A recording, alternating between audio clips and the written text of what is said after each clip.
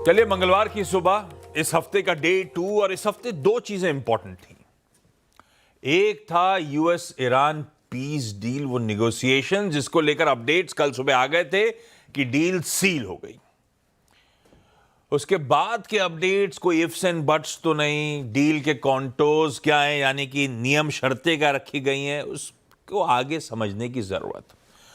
दूसरा, इस हफ्ते दुनिया भर के प्रोमिनेंट सेंट्रल बैंक के एक्शंस पे नजर थी।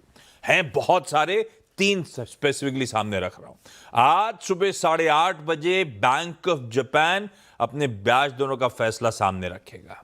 आज से 2 दिनों की यूएस फेड की, यूएस एफओएमसी की बैठक की शुरुआत होगी, जिसका ब्याज दरों का फैसला कल रात में भारतीय समय अनुसार सामने आ रहा होगा। और उसके बाद परसों बैंक ऑफ इंग्लैंड की ब्याज दरों का फैसला है।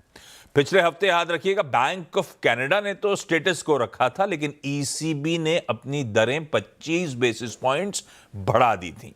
तो ऐसे में इनके डिसीजंस और इनकी कमेंट्रीज पर नजर। और क्योंकि आज मंगलवार का दिन है, ध्यान रखिएगा, निफ्टी 50 के वीकली कॉन्ट्रैक्ट्स की एक्सपायरी की हमें तैयारी करनी है।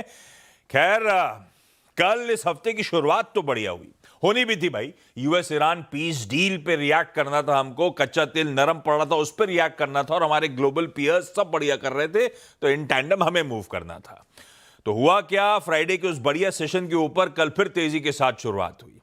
बढ़िया गैप के साथ भारतीय बाजारों ने उछाल के साथ शुरुआत करी थी, 24,000 की शेड ऊपर गए, और वहीं थोड़ा सा मामला अटकता हुआ नजर आया। कहने के लिए वो शुरुआती जो बढ़त थी सेशन के दौरान, वो धीरे धीरे करके जैसे सेशन प्रोग्रेस करा, कुछ हद तक गवाते हुए नजर आए। गैप अप के बाद थोड़ी बहुत प्रॉफिट टेकिंग देखने को मिली, तो उसके बाद फर्दर थ्रस्ट जनरेट नहीं हुआ। तो आप कह सकते हो ग्लास हाफ एम्प्टी, कई लोग कहेंगे नहीं नहीं भाई साहब, ग्लास हाफ फुल। अब इस हाफ फुल ग्लास में क्या पूरा पानी भर के ग्लास पूरा भर दिया जाए, या जो बचा आधा है उसे पी के खत्म करा जाए? इसके साथ करना क्या है, उस पर बातचीत करने के लिए मोतीलाल ओसवाल फाइनेंशियल सर्विसेज के चंदन तापड़िया साहब जुड़ेंगे, वो क्लैरिटी देंगे इस ग्लास के साथ हमें आज करना क्या है।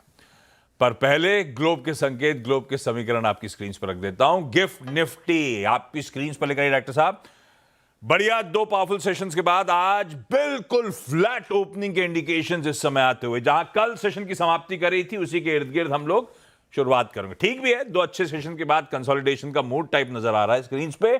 हमारे एशियन पीयर्स क्विकली स्क्रीन पे रखिएगा। राइट साहब, मूव करिए स्क्रीन को। मिला जुला सा रुझान है यूएस में। हमने कल जब सेशन की समाप्ति करी थी तभी यूएस के फ्यूचर्स अच्छी मजबूती दिखा रहे थे, 3/4 से 2% तक ऊपर थे। हालांकि उससे एक शेड बेहतर नजर आया, 1% से तकरीबन 3% का उछाल।